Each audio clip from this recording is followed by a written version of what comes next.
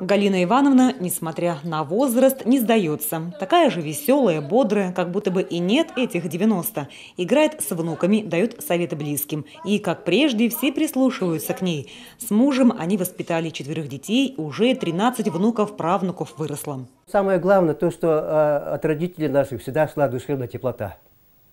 Мы всегда, так будем говорить, даже нас было 4, мы всегда были послушными, примерными, добросовестными. То, что надо было, всегда по работе, ну, по огороду, ну, свой дом был, мы всегда на огороде были. Вместе ходили всегда в лес. Очень любили собирать все, и папа, мама, и все мы, дети, ходили в лес. Благо, если раньше можно было просто за ЖД вокзалом собирать грибы, далеко ходить не надо. Зная, что мы не потеряемся, наберем грибов, ягод, перенесем домой.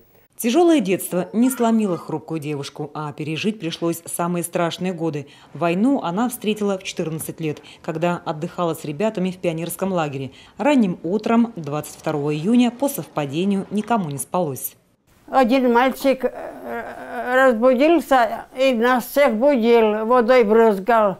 Потом узнали уже днем по радио, что началась война. Вот в 1941 году сразу же первые дни узнали. Война перевернула всю ее жизнь. В одно мгновение юная девушка будто повзрослела. Наравне со взрослыми работала на кожевенном заводе, грузила кирпичи. На каникулах работали. У нас все там как-то работников не хватало, и мы, школьники, свою бригаду устроили и кирпичи поднимали, как раз кожзавод строили. Вот. Потом вечером нам давали сайки, такие были очень вкусные. Ну и все, да. Зарплату, конечно, никто не платил. Вот это было у нас школьные каникулы рабочие.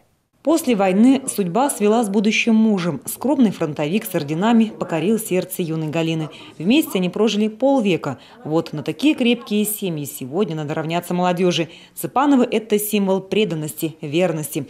Главное, делится Галина Ивановна, не ругаться и не обижаться ни на кого. Ко всем относиться хорошо, ведь добро возвращается.